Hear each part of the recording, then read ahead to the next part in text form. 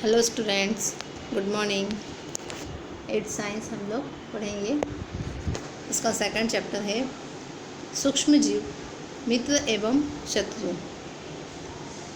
तो सूक्ष्म जीव किसे कहते हैं, सबसे पहले हम ये जानेंगे। सूक्ष्म जीव अर्थात ऐसे छोटे जीव जिन्हें हम अपनी आँखों से नहीं देख सकते। इन्हें देखने के लिए हमें यंत्र की आवश्यकता होती है।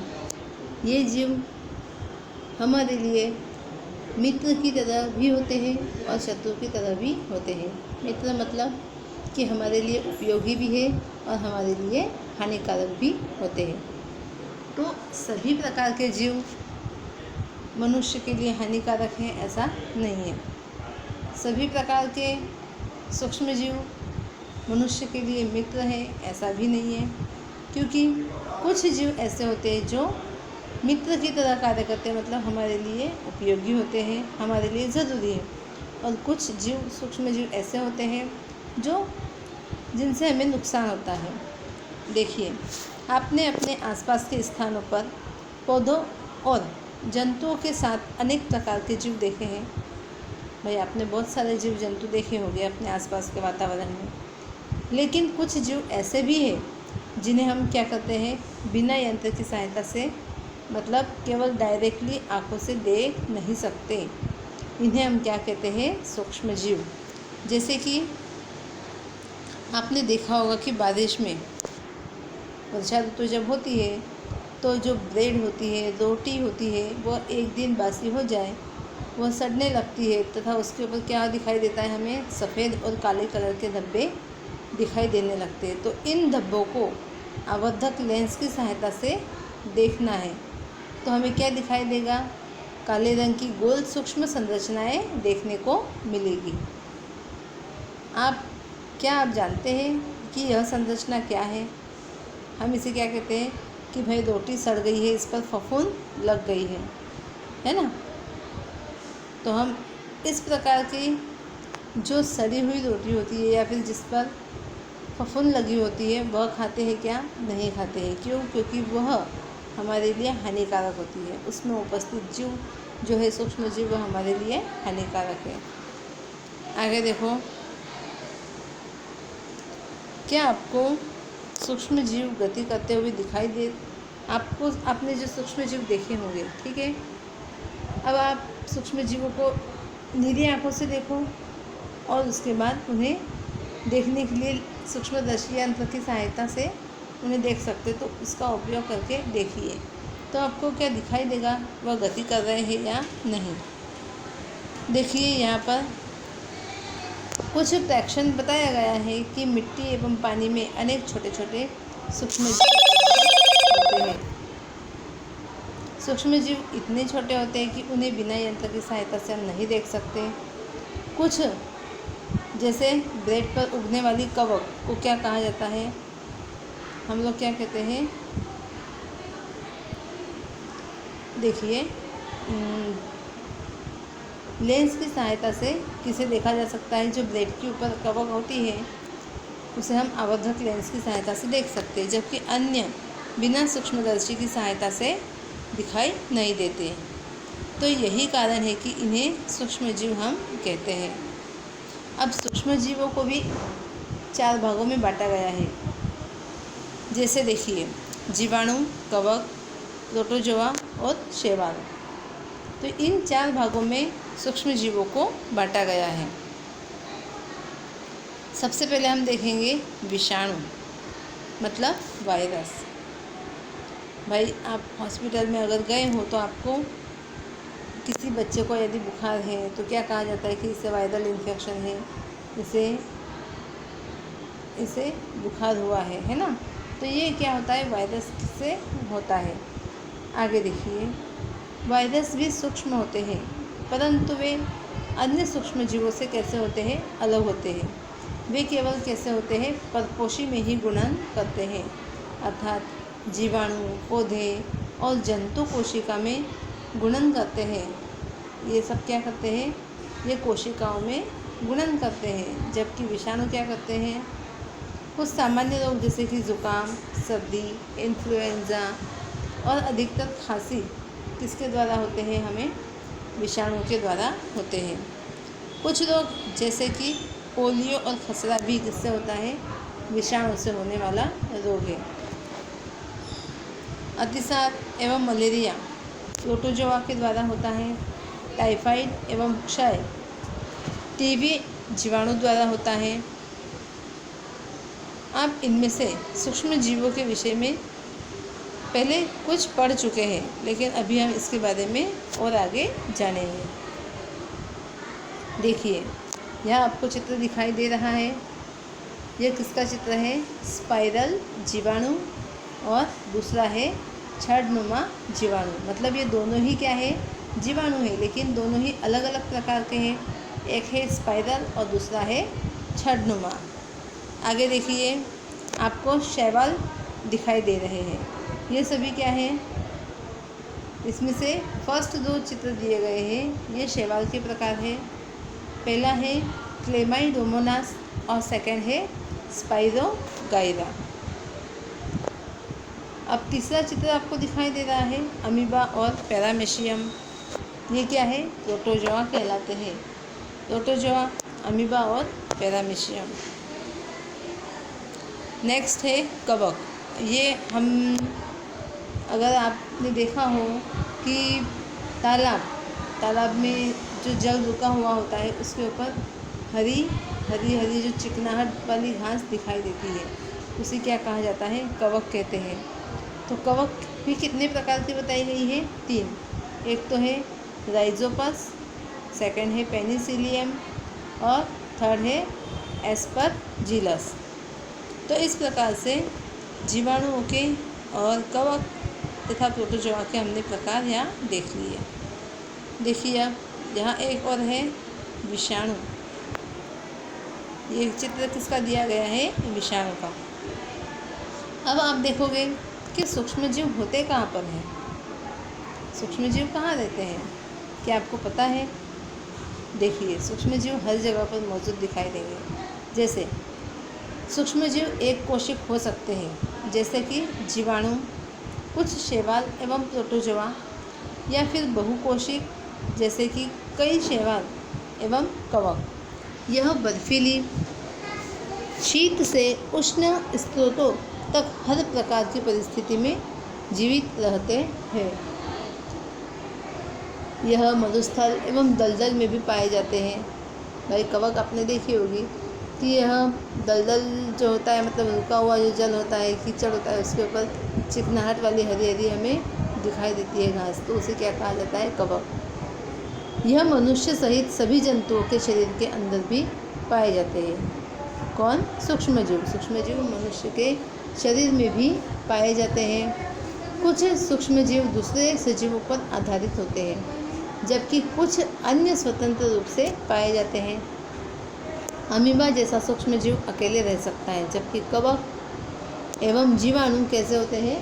समूह के अंदर रहते हैं। जीवाणु और कवक इसमें रहते हैं समूह में। अमीबा सूक्ष्मजीव कैसे रहते हैं? अकेले रह सकता है। आगे देखिए, सूक्ष्मजीव और हम। अब सूक्ष्मजीवों की हमारे जीवन में महत्वपूर्ण क्या भूमिका है, यह हम जानेंगे। देखिए, इनमें से कुछ हमारे लिए लाभदायक है और कुछ क्या होते हैं? हानिकारक। सभी सूक्ष्मजीव मनुष्य के लिए लाभदायक नहीं होते हैं और सभी सूक्ष्मजीव मनुष्य के लिए हानिकारक नहीं होते। कुछ लाभदायक होते हैं और कुछ हानिकारक होते हैं। तथा ये क्या करते हैं? जीवों में रोग के कारक भी बनते हैं। आइए इस चीज़ का हम विस्तार से अध्ययन करेंगे। सूक्ष्मजीव विभिन्न कार्यों में उपयोग किए जाते हैं। इनका उपयोग दही, ब्रेड एवं केक बनाने में किया जाता है। भाई, आपने दही खाया होगा, ब्रेड खाई होगी, केक तो सभी को पसंद है। तो ये सभी चीज़ें जब बनती है तो इसके अंदर क्या डाला जाता है? सूक्ष्मजीवों की मात्रा डाली जाती है। लेकिन किसके नाम से डाली जाती है? सूक्ष्मजीव कहकर डालते हैं कि हम इसमें नहीं। देखिए, आगे देखो, प्राचीन काल से सूक्ष्म जीवों का उपयोग अल्कोहल बनाने में किया जाता रहा है। अल्कोहल मतलब शराब, तो शराब को बनाने के लिए भी सूक्ष्म जीव का उपयोग किया जाता है। आगे देखो, पर्यावरण को स्वच्छ रखने के लिए भी इनका उपयोग किया जाता है। उदाहरण के लिए कार्बनिक अपशिष्ट, सब्जियों के छिलके, जंतु अवशेष, विष्ठा इत्यादि का अपघटन जीवाणुओं द्वारा किया जाता है तथा हानि रहित पदार्थ बनते हैं। स्मरण कीजिए, जीवाणुओं का उपयोग औषधि उत्पादन और कृषि में मृदा की उर्वरता में वृद्धि करने में किया जाता है, जिससे नाइट्रोजन स्थिरीकरण होता है। अब देखोगे आप कि हम जब दही बनाते हैं तो दही कैसे बनता है। डायरेक्टली दूध का दही बनता है क्या? नहीं, हम दूध को क्या करते हैं, पहले गर्म कर लेते हैं, फिर दूध को थोड़ा रूम टेम्परेचर पर आने देते हैं, उसके बाद उसमें थोड़ी मात्रा में दही डालते हैं। मतलब क्या होगा, अब थोड़ी मात्रा में दही डालने पर, उसको मिक्स करने पर वह जो बैक्टीरिया होते हैं दही के, वह उसमें मिल जाएंगे और पूरा जो दूध हो जाएगा, जो दूध है वह क्या किस में परिवर्तित हो जाएगा, दही में परिवर्तित हो जाएगा। वह दूध में क्या करते हैं, जो बैक्टीरिया डाले जाते हैं, जिसे क्या कहते हैं, लैक्टोबैसिलस। तो ये जो सूक्ष्म जीव इसमें डाले जाते हैं, तो ये दूध में जनन करके उसे क्या कर देते हैं, दही में परिवर्तित कर देते हैं। आगे देखेंगे कि जीवाणु पनीर, अचार एवं अनेक खाद्य पदार्थों के उत्पादन में भी सहायक है। आपने अचार खाया होगा। अचार क्या किया जाता है, 1-2 दिन के लिए बनता है क्या? नहीं, यह सालों साल चलता है, 1-1, 2-2 साल। तो इसमें क्या होता है कि वह जो जीव सूक्ष्म जीव होते हैं, वह उस चीज़ को सुरक्षित रखने का कार्य करते हैं। इडली आपने खाई होगी, छोले भटूरे खाए होंगे, तो ये सब चीज़ें जो है, इसमें क्या किया जाता है, सूक्ष्म जीवों की कुछ मात्रा ईस्ट के रूप में डाली जाती है। जैसे डोसा, इडली बनाने के लिए जो बैटर तैयार किया जाता है, उसमें ईस्ट के रूप में थोड़े प्रमाण में क्या डाले जाते हैं, सूक्ष्म जीव की मात्रा डाली जाती है, जिससे वह आटा या बैटर होता है, वह क्या हो जाता है, फूल जाता है। अब देखो, जीवाणु एवं ईस्ट, इसे ईस्ट भी कहा जाता है। ईस्ट चावल के आटे के किण्वन में सहायक होते हैं, जिससे इडली और डोसा बनता है। देखिए, अगर आपको क्रियाकलाप करके देखना हो तो आप यह 2.3 क्रियाकलाप घर पे करके देख सकते हो कि एक बर्तन में आधा किलो आटा लेकर, मैदा लेकर, उसमें थोड़ी चीनी डालो, गर्म पानी उसमें मिलाइए और फिर उसमें 1 चुटकी क्या डालना है, ईस्ट पाउडर मिलाकर गूँथ लेना है। 2 घंटे बाद आप देखोगे कि आटा क्या हो जाएगा, फूल जाएगा। आगे देखो, ईस्ट क्या करता है, तीव्रता से जनन करके श्वसन के दौरान कार्बन डाइऑक्साइड उत्पादित करते हैं। जब ईस्ट की मात्रा किसी भी आटे या किसी भी बैटर में डाला जाता है, तब वह क्या करता है, जनन करके उसकी में जो श्वसन की प्रोसेस होती है, उसके दौरान वो क्या करता है, कार्बन डाइऑक्साइड उत्पन्न करता है।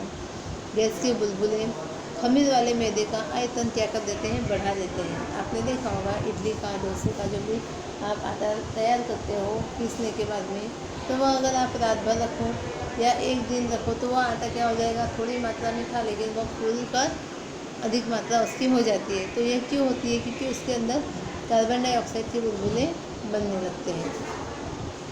यह बेकिंग उद्योग में ईस्ट के उपयोग का आधार है, जिसमें ब्रेड, पेस्ट्री और केक बनाए जाते हैं। भाई केक और इसमें भी इसका उपयोग होता है।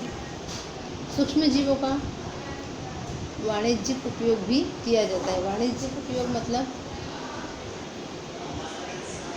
भाई जो फसल उगाई जाती है, तो उसमें क्या किया जाता है, रासायनिक पदार्थ डाले जाते हैं, उर्वरक डाले जाते हैं, है ना।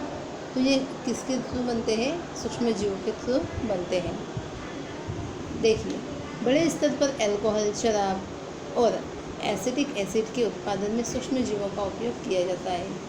शराब क्या शराब का जब उत्पादन होता है तो उसको बनाने में भी इसका उपयोग किया जाता है। जो गेहूँ, चावल और फलों के रस में उपस्थित प्राकृतिक शर्करा में ईस्ट द्वारा अल्कोहल एवं शराब का उत्पादन किया जाता है।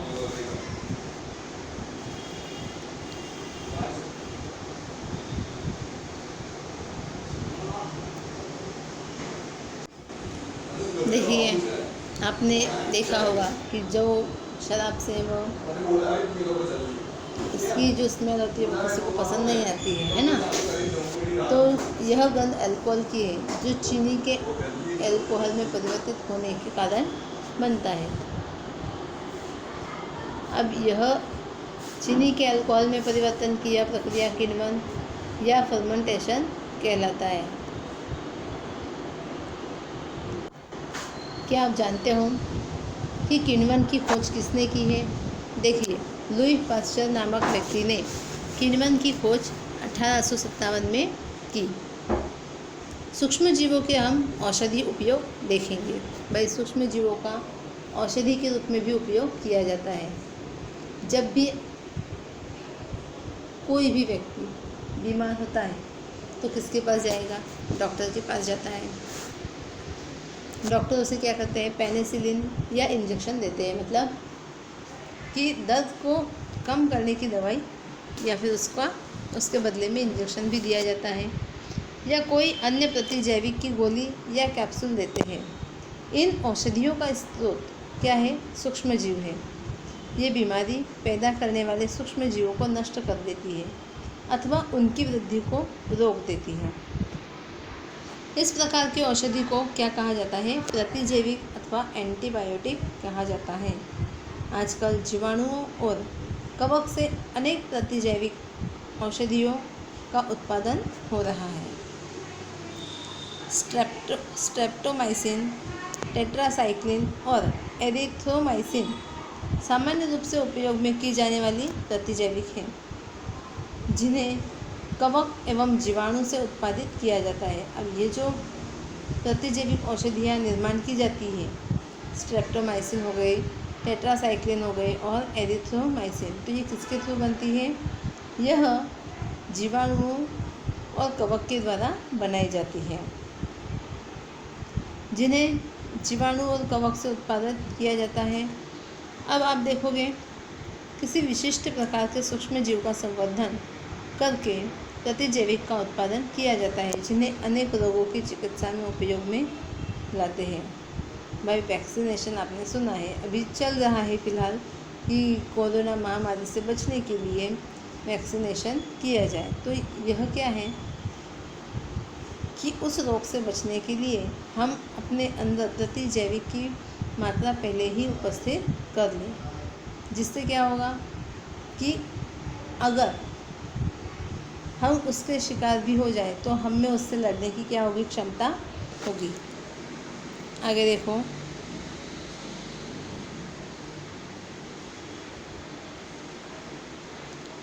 देखिए, अलेक्जेंडर फ्लेमिंग का नाम भी आपने सुना होगा।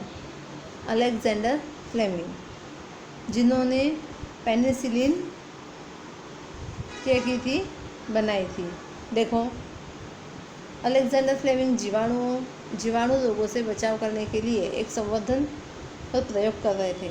अचानक उन्होंने संवर्धन तश्तरी पर हरे रंग के फफूंद के छोटे बीजाणु देखे।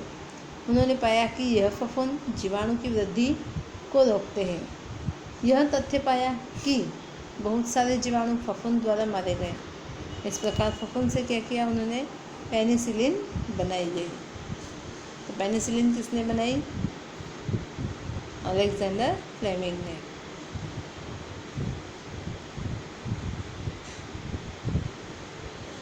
अब आप देखोगे,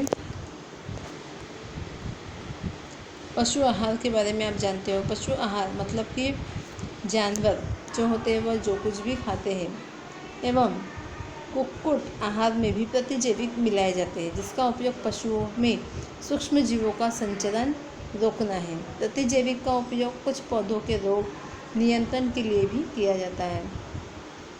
प्रतिजैविक का मतलब क्या होता है कि भाई अगर मानो किसी प्रकार का रोग हुआ है तो उससे बचने के लिए जो जीवाणु तैयार किए जाते हैं उसे क्या कहा जाता है? प्रतिजैविक कहा जाता है। आगे देखो, डॉक्टर की सलाह पर ही प्रतिजैविक की दवाइयाँ हमें क्या करनी चाहिए? लेनी चाहिए। अगर मानो हम बीमार हैं, हमें किसी प्रकार की बीमारी हुई है तो हमें उससे बचने के लिए, उस बीमारी से बचने के लिए क्या करना चाहिए? डॉक्टर की सलाह लेते हैं ना, और लेनी भी चाहिए।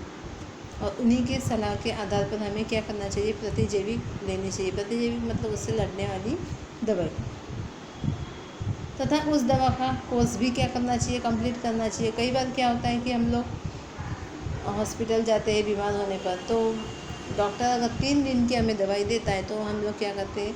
2 दिन लेते हैं। 2 दिन में अगर हमें ठीक लगता है तो तीसरे दिन की जो डोज होता है वो हम लेते नहीं हैं, या सेकेंड टाइम अगर बुलाया जाए तो हम जाते नहीं है। तो ऐसा हमें नहीं करना चाहिए। क्यों? क्योंकि कोर्स यदि पूरा नहीं होगा तो इलाज भी सही या पूरा होगा क्या? नहीं होगा। इसीलिए यदि हम डॉक्टर के पास जा रहे हैं तो हमें पूरा इलाज उसका करना चाहिए, पूरा कोर्स करना चाहिए। आगे देखो,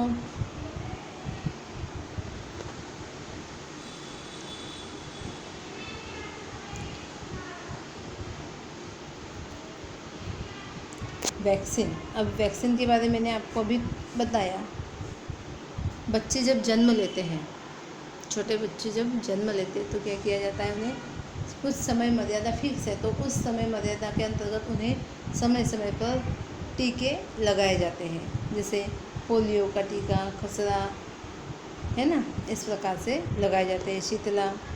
जब रोगकारक सूक्ष्मजीव हमारे शरीर में प्रवेश करते हैं तो उनसे लड़ने के लिए हमारा शरीर प्रतिरक्षी उत्पन्न करता है। मतलब अगर समझो किसी प्रकार के रोगकारक जीवाणु जो है, विषाणु जो है हमारे शरीर में अगर पहुंच गए तो हमारे अंदर भी कुछ ऐसे सूक्ष्म जीव है जो क्या करते हैं? उनसे लड़कर हमारे शरीर की रक्षा करते हैं। शरीर को यह भी स्मरण रहता है कि वही सूक्ष्म जीव अगर हमारे शरीर में पुनः प्रवेश करता है तो उससे किस प्रकार लड़ा जाए। यदि मृत अथवा निष्क्रिय सूक्ष्म जीवों को स्वस्थ व्यक्ति के शरीर में प्रविष्ट कराया जाए तो शरीर की कोशिकाएं उसी के अनुसार लड़ने के प्रतिरक्षी क्या करती है? उत्पन्न करके रोग कारक को नष्ट कर देती है। यह प्रतिरक्षी हमारे शरीर में सदा के लिए बनी रहती है तथा रोग कारक सूक्ष्म जीव से हमारी सदा के लिए सुरक्षा होती है। देखिए, यहाँ साफ साफ लिखा गया है कि यदि मृत अथवा निष्क्रिय सूक्ष्म जीवों को स्वस्थ व्यक्ति के शरीर में प्रविष्ट कराया जाए तो शरीर की कोशिकाएं क्या करती है? उसके अनुसार लड़ने के लिए प्रतिरक्षी उत्पन्न करके रोग कारक को क्या कर देती है? नष्ट कर देती है। मतलब किसी प्रकार के यदि विषाणु या वायरस हमारे शरीर में प्रवेश कर गए हैं और हमने पहले से ही वैक्सीन लगा ली है, उसके मृत, निष्क्रिय या मृत सूक्ष्म जीव हमारे शरीर में पहले से ही अगर प्रविष्ट कराए गए हैं वैक्सीनेशन के ज़रिए, तो हम क्या कर सकते हैं? उस रोग से लड़ सकते हैं।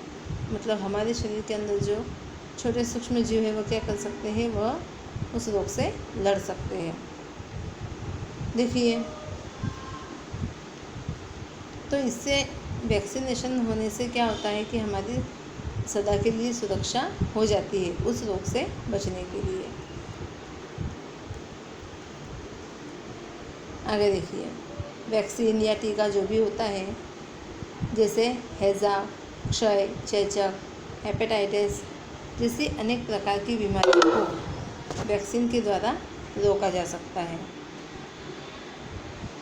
अब देखिए, यह दिया है कि वैक्सीन की खोज किसने की? तो एडवर्ड जेनर ने चेचक के लिए 1798 में चेचक के टीके की खोज की थी। आगे देखोगे, आपके बचपन में आपको भी अनेक रोगों से रक्षा करने के लिए क्या किए गए थे? टीके लगवाए गए थे। क्या आप इन रोगों की सूची तैयार कर सकते हैं? क्या आपको पता है आपको कौन कौन सी वैक्सीन लगी हुई है? इसके लिए आप अपने पेरेंट्स से पूछ सकते हो, उनकी मदद ले सकते हो। सभी बच्चों को इन रोगों से सुरक्षा की आवश्यकता है, आवश्यक टीके निकट के अस्पताल में उपलब्ध होते हैं। बच्चों को पोलियो से बचाने के लिए आपने टेलीविज़न और समाचार पत्रों में पोलियो के टीकाकरण के विज्ञापन, पल्स पोलियो है ना, पल्स पोलियो की जो 2 बूंदें बच्चों को पिलाई जाती है वो उसका क्या किया जाता है, एडवर्टाइजमेंट किया जाता है, बताया जाता है। पोलियो ड्रॉप्स बच्चों को दिया जाने वाला वास्तव में एक टीका या वैक्सीन है। चेचक के विरुद्ध विश्वव्यापी अभियान चलाया गया, जिसके परिणाम स्वरूप विश्व के बहुत सारे भागों में चेचक का उन्मूलन हो गया, मतलब समाप्त हो गया। आजकल सूक्ष्म जीवों से टीके का उत्पादन बड़े स्तर पर किया जाता है, जिससे मनुष्य और अनेक जंतुओं को अनेक रोगों से बचाया जाता है। नेक्स्ट हम अगले वीडियो में देखेंगे मिट्टी की उर्वरता में वृद्धि। वीडियो को आपको 2-3 बार अच्छे से सुनना है ताकि आपको चैप्टर समझ में आए। Thank you.